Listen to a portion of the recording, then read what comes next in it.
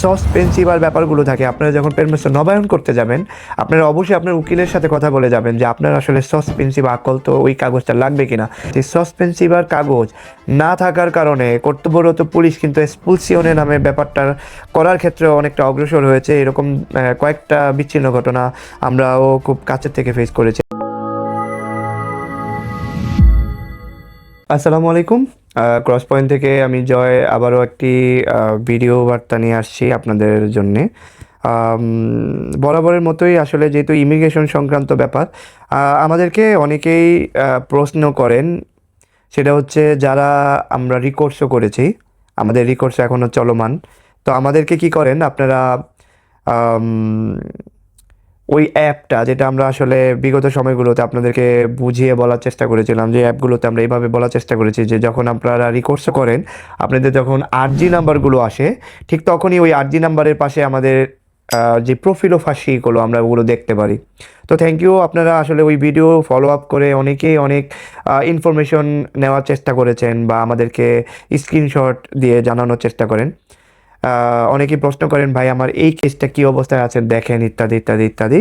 তো এই প্রশ্নের আসলে কোনো শেষ নাই, আমাদের আগ্রহ জানার আগ্রহের কোনো শেষ নাই। তবে আমি ব্যক্তিগতভাবে আপনাদেরকে এই ব্যাপারটা বলতে চাই, যারা আপনারা এই ফাঁসিগুলো দেখে কি অবস্থায় আছেন এটা নিয়ে যখনই একটু পেরেশানিতে থাকেন, আমি বলবো আপনারা এই অ্যাপে আসলে চেক করেন, ঠিক আছে, কিন্তু ঘন ঘন এইটা ওইটা দেখে নিজেরা বিব্রত হবেন।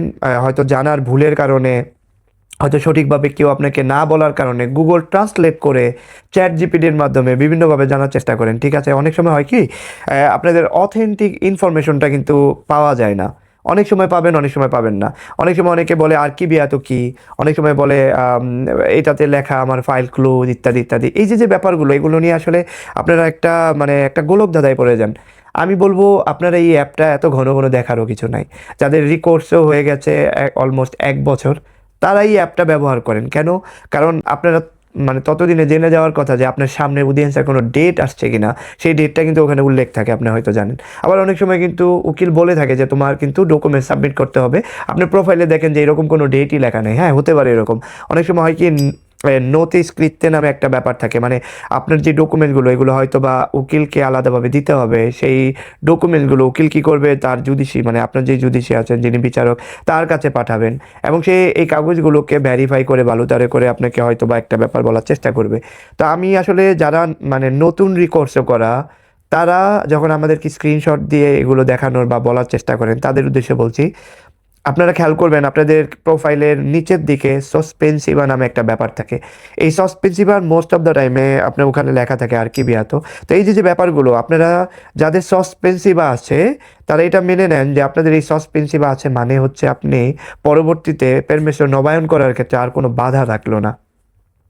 হয়তো আরও ডিটেল বলা যাবে, হয়তো আমার সাথে অনেকে একমত নাও হতে পারেন, তবে আমি আমার ক্ষেত্রে বলার চেষ্টা করি, যখনই সাসপেন্সিভ ব্যাপারগুলো থাকে আপনারা যখন পারমিশন নবায়ন করতে যাবেন আপনারা অবশ্যই আপনার উকিলের সাথে কথা বলে যাবেন যে আপনার আসলে সাসপেন্সিভ আকল তো ওই কাগজটা লাগবে কিনা।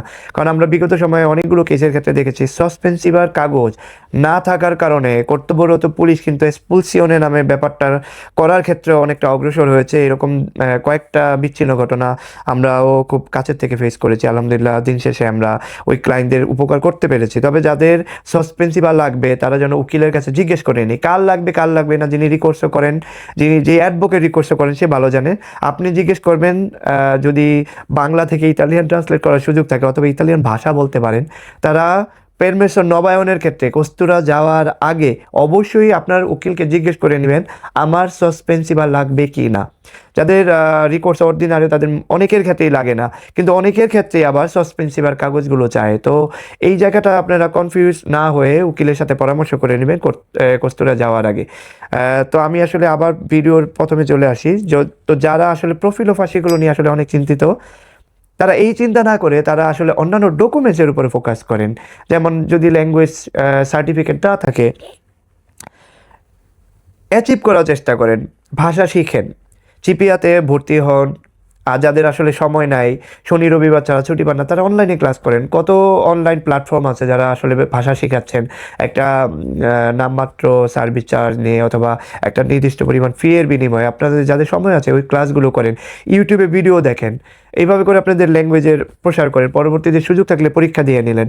আমরাও আমাদের পরীক্ষার জন্য অনেক সময় প্রচার করে থাকি যে আমাদের এক্সাম আছে, এরকম অনেকেই সোশ্যাল মিডিয়াতে বলেন যাদের এক্সাম নিয়ে কাজ করেন, যাদের সত্যিকার অর্থে ফিজিক্যালি যে উপস্থিত হয়ে এক্সাম দিতে পারবে তাদের সাথে যোগাযোগ করে এক্সামের ব্যবস্থা করা, পাতেন্টের কত সুযোগ আছে, এই ব্যাপারগুলো করে মানে আপনার ডকুমেন্ট হয় নাই এখনো, প্রতিষ্ঠান স্পেশালে পান নাই অথবা আজিলো বা সুসিডিয়ারি পান নাই, কিন্তু সামনে তো পাবেন, এতটুকু তো আশা রাখতে পারেন, তাই তো? যদি এরকম ব্যাপারগুলো থাকে আপনার অন্য জিনিসগুলোর উপরে ফোকাস করেন। যদি কারো 4 ঘন্টা কাজের কন্ট্রাক্ট থাকে, অন্য জায়গায় যদি 8 ঘন্টার প্রপোজাল পান, চলে যান ওখানে। ক্যাম্পে থেকে যদি কাজ না করতে পারেন, ক্যাম্প থেকে বের হয়ে যান, অন্য জায়গায় চলে যান যেখানে কাজের সন্ধান আছে, সাদা সৌজন্য, কিন্তু কাজ করতে পারছেন না, কন্ট্যাক্ট করতে পারছেন না, অনেক জায়গায় কন্ট্যাক্ট করছে সাদা সৌজন্য দিয়ে। এই ধরনের ব্যাপারগুলো নিয়ে আপনারা অন্য জায়গায় চলে যান যেখানে আছে বন্ধু বান্ধবের সাথে পরামর্শ নেন, অন্য কোনো যেখানে আত্মীয় স্বজন আছে ওই ধরনের মানুষের সাথে পরামর্শ নেন যে কোথায় গেলে ভালো একটা কাজ পাবেন। মোট কথা একটা জায়গায় স্থির থাকবেন না যখন ডকুমেন্টসের সমস্যা। প্রথমবার নেগেটিভ আসছে, টেনশনে কিছু নাই, দ্বিতীয় কমিশন বা অডিয়েন্সের জন্য প্রস্তুতি নেন, সকল ডকুমেন্টস তৈরি করেন এবং ভালো যিনি জানেন তার সাথে পরামর্শ করেন। আমাদের কাছে আসতে হবে এমন না, কিন্তু যার কাছে যাবেন সে যেন আপনার আস্থার একটা জায়গা হন। ঠিক আছে, তো আজকের মতো ভিডিও এখানেই শেষ করলাম। আপনাদের উপকারে আসতে পারলে আমাদেরও ভালো লাগবে। আমাদের যদি কোনো ভুল ভ্রান্তি থাকে ক্ষমা সুন্দর দৃষ্টিতে দেখবেন, আমরা ভুলের ঊর্ধ্বে না। তো আমরা চাইবো আপনাদের ভালো ফিডব্যাক। আপনাদের যদি সত্যিকার অর্থে আপনাদের যদি এরকম সাহায্য আমরা পাই, আমাদের যদি সংশোধনের সুযোগ পাই, আমরা আরও ভালো সার্ভিস দেওয়ার চেষ্টা করবো ইনশাআল্লাহ। আসসালামু আলাইকুম।